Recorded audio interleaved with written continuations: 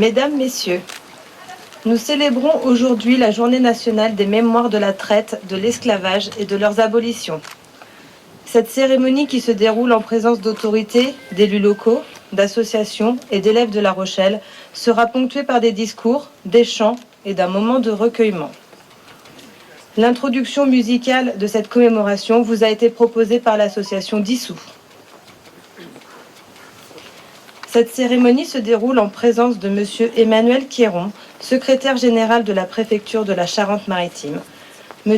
Olivier Falorni, député de la Charente-Maritime, M. Jean-François Fontaine, maire de La Rochelle, Mme Marie Nedelec, conseillère départementale, M. Pierre Buteau, ancien ministre de la République d'Haïti et président de l'Association de l'Histoire d'Haïti, Mme Josie Roten, présidente de l'association Memoria, et d'associations culturelles, La Rochelle Solidarité Internationale, Afrostock, Dissous, la Maison de l'Afrique et des Caraïbes, le Club UNESCO La Rochelle, le Cifordum et Mémorial à Collab. Cette commémoration a été organisée conjointement entre les élèves de l'école Palissy, les associations culturelles et la ville de La Rochelle.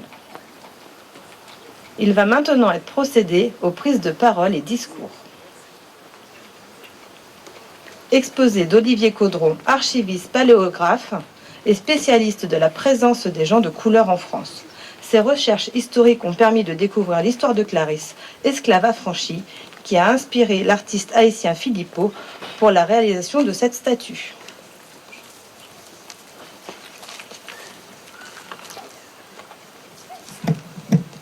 En novembre 1793, le conseil municipal de La Rochelle fait venir à lui Clarisse, une femme noire née à Saint-Domingue.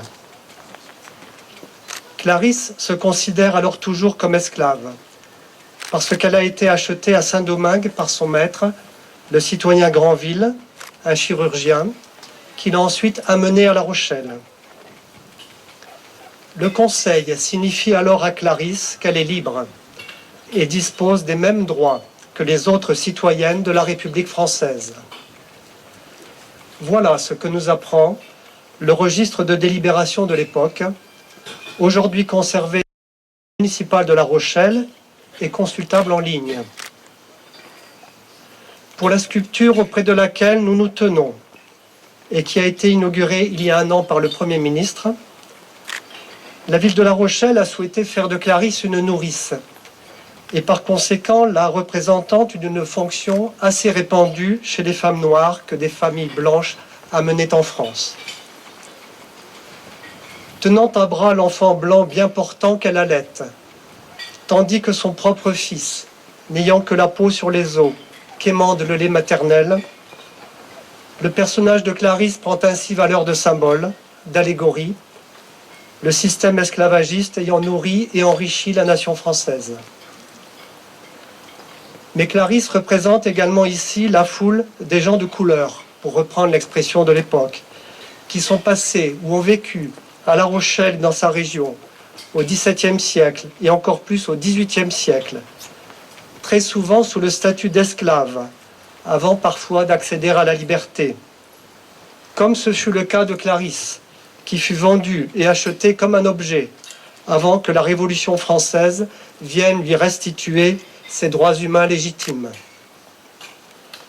Plus largement encore, le personnage de Clarisse fait mémoire de la masse des personnes déportées d'Afrique par des navires rochelais, ou bien nées dans les colonies sur des plantations rochelaises, sous la loi cruelle du système esclavagiste. Merci au sculpteur haïtien Philippot de nous avoir donné cette représentation de Clarisse, représentation imaginaire bien sûr, mais réaliste, et ô combien vivante et incarnée. Je vous remercie.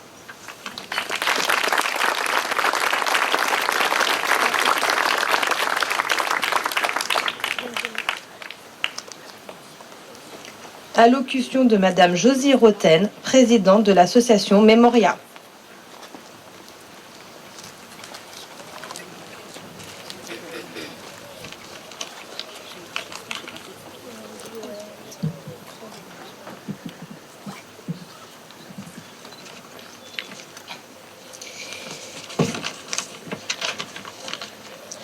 Monsieur le secrétaire général de la préfecture de la Charente-Maritime, monsieur le député, monsieur le maire, cher Jean-François, monsieur le président de l'association de l'histoire d'Haïti, madame la conseillère départementale, mesdames, messieurs les élus, mesdames les professeurs de l'école Bernard Palissy, mesdames, messieurs les représentants des associations culturelles, du comité du Dimé Rochelet, Afrostock, Dissous, la Maison de l'Afrique, les Caraïbes, le Club UNESCO, la Collab, le Cifordum et la Rochelle Solidarité Internationale, mesdames, messieurs, chers enfants de l'école Bernard Palissy. Depuis 2006, le 10 mai est la journée nationale de mémoire de la traite, de l'esclavage et de leurs abolitions. Le 10 mai est une date importante dans l'histoire de La Rochelle. Une journée qui fait écho aux valeurs de la République et aux résistances face à un abominable trafic d'êtres humains. Il y a 20 ans, le 10 mai 2005, le jour où l'association Memoria a organisé la première commémoration, soutenue par l'association d'Issou et de nombreux Rochelais. Il y a 20 ans, sans victimisation ou culpabilisation, mais avec le devoir et la liberté de connaître et de transmettre, la ville de La Rochelle a retrouvé la mémoire d'une période oubliée de l'histoire de France. Il y a 20 ans, l'oubli orchestré de cette page d'histoire a suscité l'indignation des Rochelais. Les Rochelais, soucieux de connaître et transmettre, les Rochelais soucieux de la place de l'esclavage dans l'histoire locale et nationale. On ne peut pas changer tout ce que l'on affronte, mais rien ne peut changer tant qu'on ne l'affronte pas, confiait James Baldwin. Aujourd'hui, nous célébrons la capacité de résistance des hommes et des femmes qui ont lutté pour la liberté. Aujourd'hui, après 20 ans de construction mémorielle, nous pouvons encore faire évoluer les consciences et porter la connaissance de l'histoire à une plus grande échelle, au-delà des cérémonies. Aujourd'hui, nous célébrons tout autant les héritages contemporains artistiques et culturels de cet obscur passé. Aujourd'hui, le discours politique ne touche pas tout le monde, alors que l'art peut transmettre l'émotion qui fait basculer le regard. L'art comme droit humain, levier d'inclusion sociale et outil d'émancipation collective. C'est aujourd'hui la raison d'être du Memoria Festival qui s'est lancé le défi de valoriser les héritages artistiques des mémoires de l'esclavage et d'intéresser un public jeune, intergénérationnel, en quête de sens et de justice. C'est aussi la raison d'être de la Maison de l'Afrique et des Caraïbes, du Club UNESCO et des associations d'Issou, Afrostock et Africa Unité. Aujourd'hui,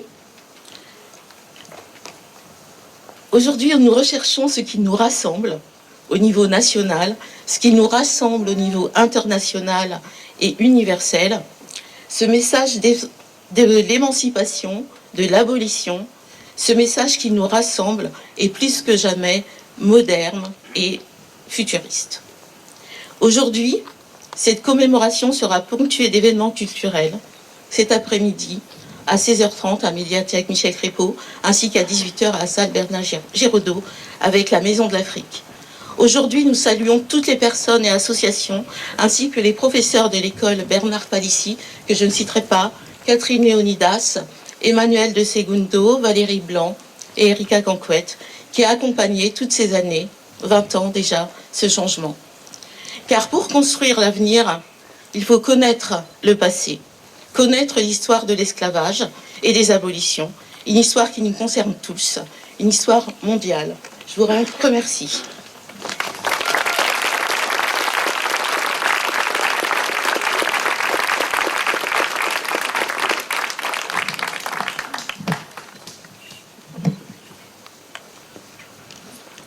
Allocution de Monsieur Pierre Buteau, ancien ministre de la République d'Haïti et président de l'Association de l'Histoire Haïti.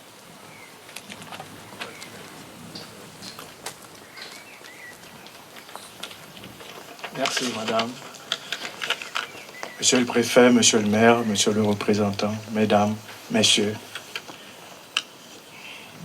je vous remercie tout de suite pour ce grand moment et j'ai toujours cette chance.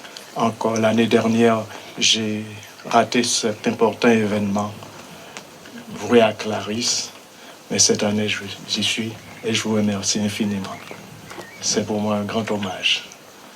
Et pour célébrer avec vous cette journée consacrée à la liberté, à la mémoire de temps douloureux.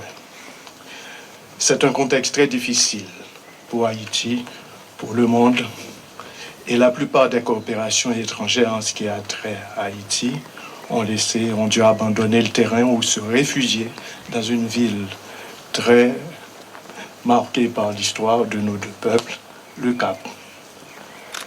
Et on souhaite des jours meilleurs pour nos deux peuples. il y a une coopération qui, malgré tout, arrive à tenir et à Port-au-Prince. C'est la communauté d'agglomération de La Rochelle, animée par La Rochelle, l'association La Rochelle Solidarité Internationale, fondée depuis 25 ans par notre collègue, votre compatriote, Daniel Grogola, qui ne veut pas lâcher et pas abandonner Haïti. Il n'agit pas tout seul plutôt. Il y a Madame Nadège Joachim, présente ici, et qui nous honore de sa présence, qui n'arrête pas d'encourager les jeunes haïtiens et à animer les activités portées par La Rochelle Solidarité. Quelques actions liminaires, parmi les plus importantes. Elle participe au fonctionnement à travers son association des écoles communales qui scolarisent les enfants des quartiers les plus déshérités. Et une formation professionnelle leur est prodiguée à une centaine de jeunes adultes qui acquièrent des formations leur permettant d'accéder à l'emploi, ce qui manque beaucoup. Et enfin, un centre de loisirs qui accueille plusieurs centaines d'élèves.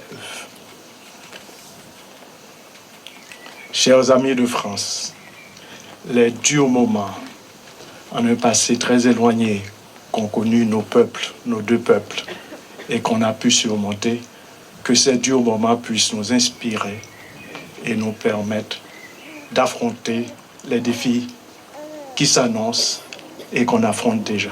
Je vous remercie.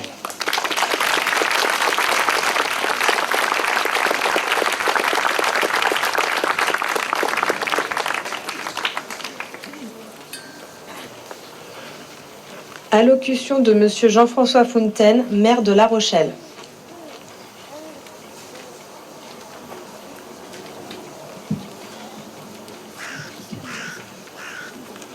Monsieur le préfet, monsieur le député, madame la représentante du conseil départemental, cher Josie, cher Pierre, permettez-moi de saluer également dans l'assistance Nadège Joachim, Nadège qui fait un travail considérable en Haïti, qui donne compte pas son temps, son énergie.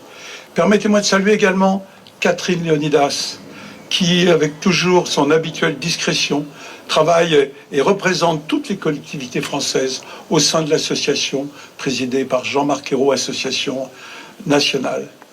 Merci à toi, monsieur le président du conseil municipal de Lübeck, de ta présence également aujourd'hui. Alors à La Rochelle, il y a maintenant 2 belles sculptures. N'oublions pas Toussaint l'ouverture, que nous avons inaugurée maintenant il y a 9 ans, commandée par mon prédécesseur. Nous avons eu peur de le mettre dans l'espace public. Il aurait été très exposé, sculpture polychrome. Et donc nous avons voulu que dans l'espace public, visible par tous les Rochelais, par tous les touristes, il y ait une sculpture. Et ce que vous avez dit à l'instant, Josie, est formidablement vrai. On ne touche pas que par les discours, on touche par l'émotion. Et je suis extrêmement heureux de voir comment cette statue est respectée. Dès qu'on met une œuvre d'art dans l'espace public, on est toujours inquiet que quelqu'un la dégrade. Eh bien, regardez-là, cette sculpture. Elle est restée depuis 1 an parfaite. Évidemment, nous la surveillons d'un œil vigilant. Mais pour nous, cette sculpture représente beaucoup. Elle est à l'endroit où les navires partaient à La Rochelle faire leur triste commerce en Afrique et après dans l'arc antillais. Et c'est l'emplacement où elle devait être. Et merci d'en avoir ramené la mémoire, le souvenir et l'histoire. Vous savez, rappeler l'esclavage. Nous avions, il y a 2 jours, les cérémonies de la fin du nazisme. Et bien, vous savez, les nazis, ils comportaient avec les autres et certains peuples comme s'ils étaient des esclaves eux-mêmes. Il y a un lien dans tout cela. Et encore aujourd'hui, sur la planète, le combat contre l'esclavage n'est pas fini. Dans un certain nombre de pays, dans un certain nombre de comportements, eh bien l'égalité, quelle que soit sa couleur de peau, n'est pas encore gagnée. C'est pour ça que c'est un travail inlassable. Et c'est pour ça que je suis très heureux. Et je vous remercie infiniment les écoles, Bernard Palissy bien sûr, mais tout le travail qui est fait par les enseignants pour rappeler cette mémoire. Alors maintenant, il y a un dossier que je veux évoquer. J'ai co-signé avec plusieurs maires, Nantes, Bordeaux, Brest, un texte il y a quelques jours qui est passé dans le journal Le Monde pour dire la France doit rembourser la dette haïtienne. C'est une dette importante. La France n'est pas riche à ce stade aujourd'hui, mais si on fait ça dans le temps, moi je peux vous dire que les collectivités territoriales, comme elles le font déjà, sont prêtes à s'associer à ce remboursement.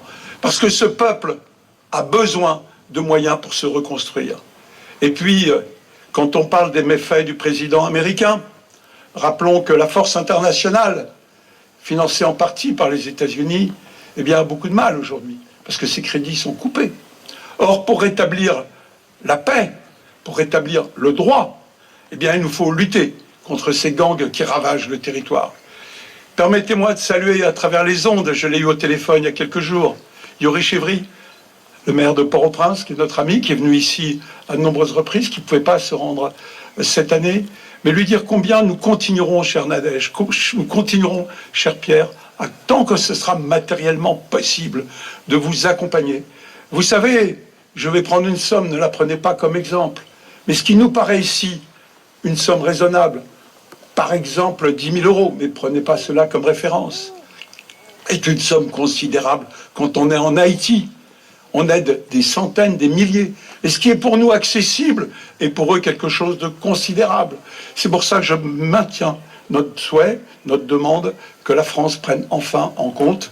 J'étais aux côtés du président de la République quand il s'est rendu à Port-au-Prince, qu'il a pris ses engagements. Ben, je crois que la France s'honorerait à tenir et à faire un calendrier de remboursement. Ça ne peut pas se faire en quelques jours, bien sûr, pour permettre une reconstruction. Mais tout cela passe par un préalable.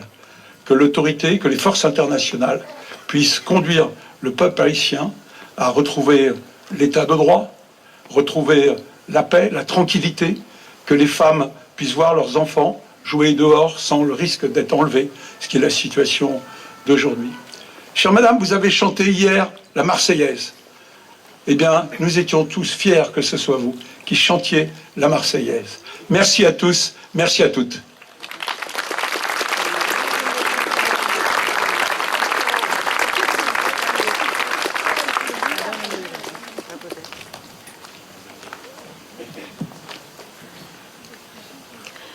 Allocution de Monsieur Olivier Falorni, député de la Charente-Maritime.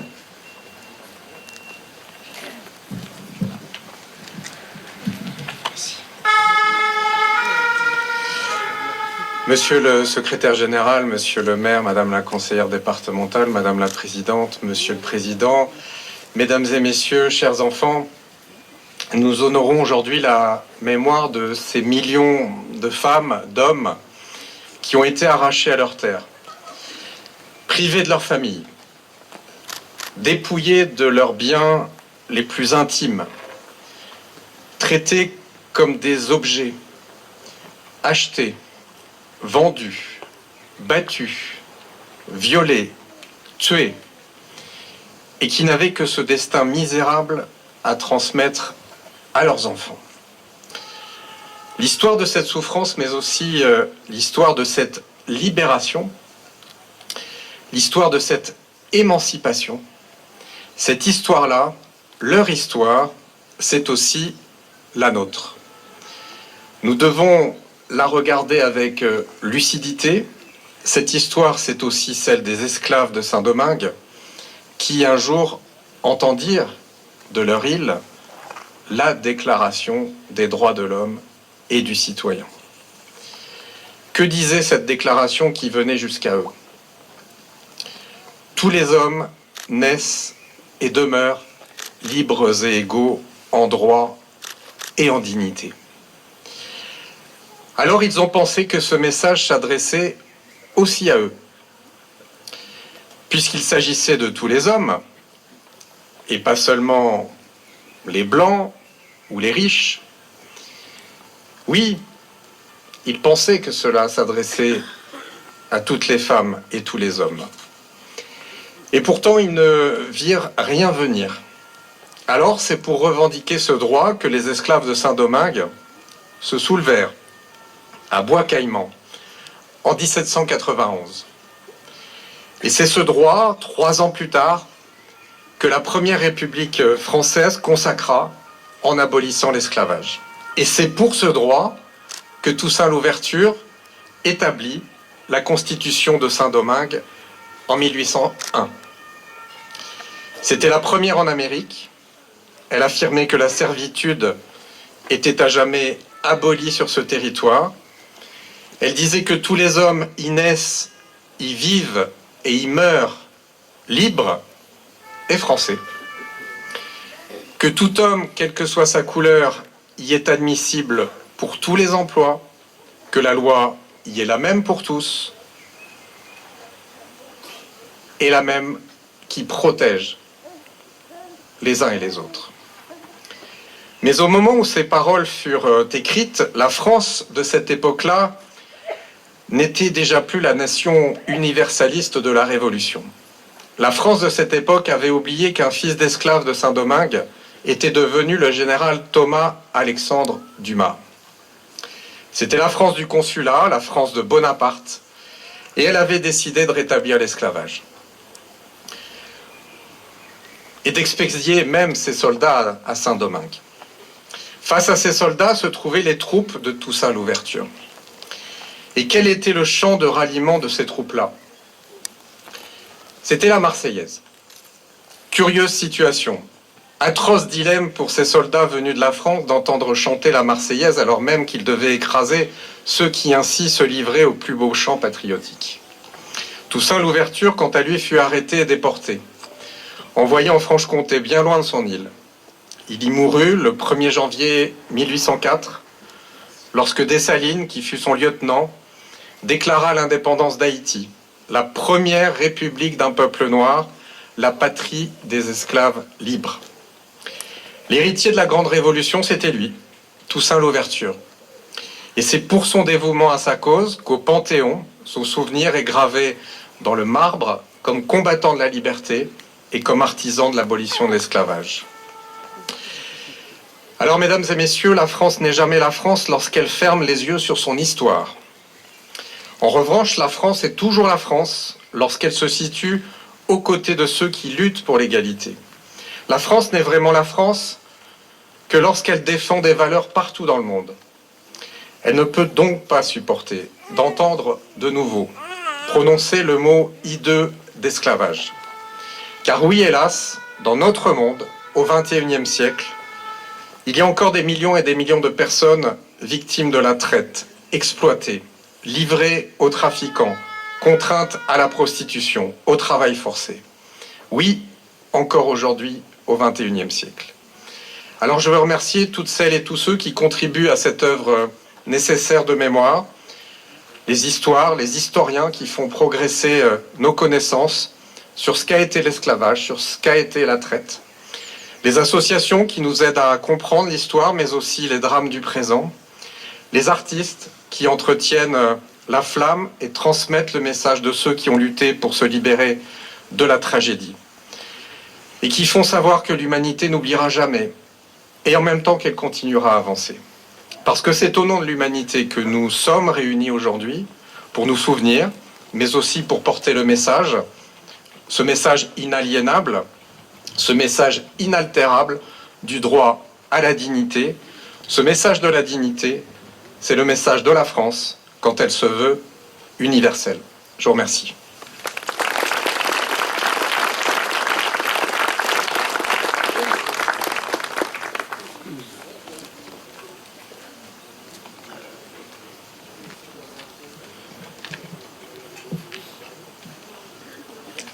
Les élèves de l'école élémentaire Bernard Palissy vont interpréter le chant des cotonniers, chant entonné par les esclaves dans les champs de coton.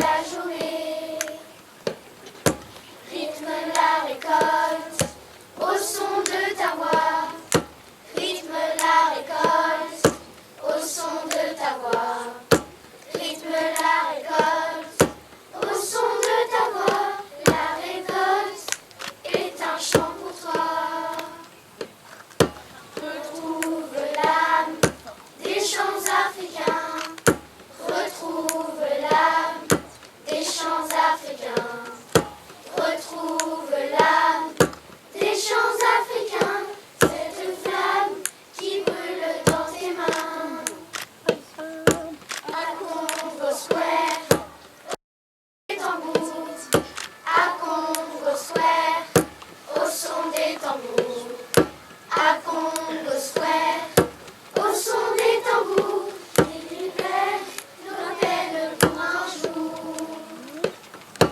Le jour se lève, tu vas travailler. Le jour se lève, tu vas travailler. Le jour se lève, tu vas travailler. C'est la plaine toute la journée. Le jour se lève, tu vas travailler. Le jour se lève, tu vas travailler. Le jour se lève, tu vas travailler. Sur la plaine toute la journée.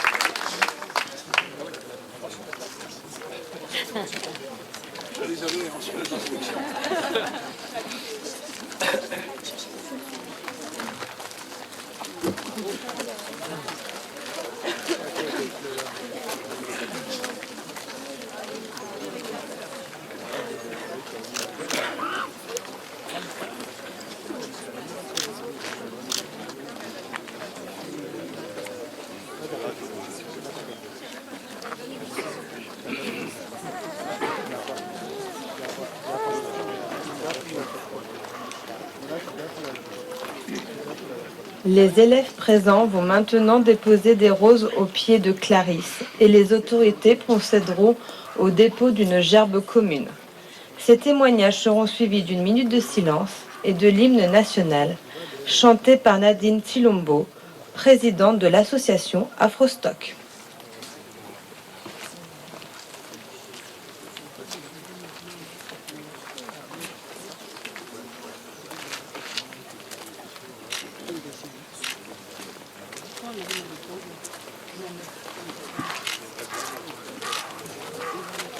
Normalement, il faut attendre. On va faire tous les examens.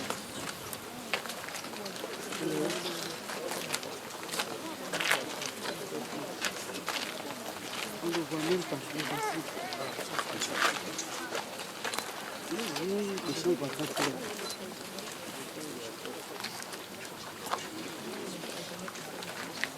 Vraiment noir. Moi, je suis la famille.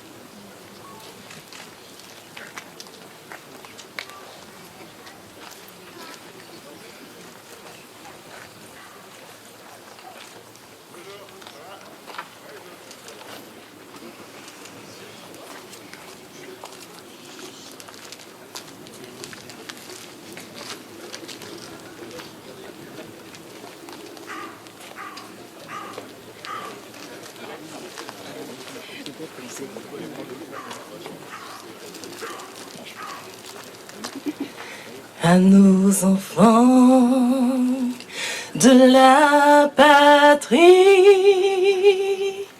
le jour de gloire est arrivé. Contre nous de la tyrannie,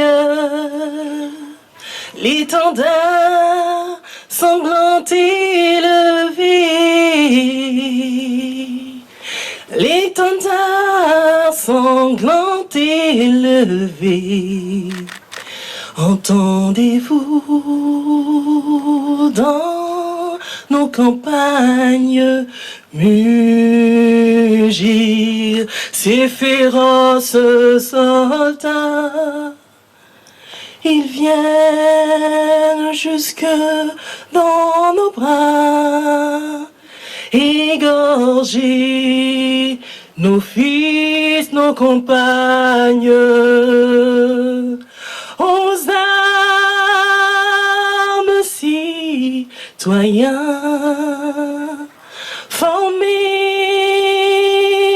vos bataillons. Marchons, marchons, qu'un sang impur abreuve nos sillons.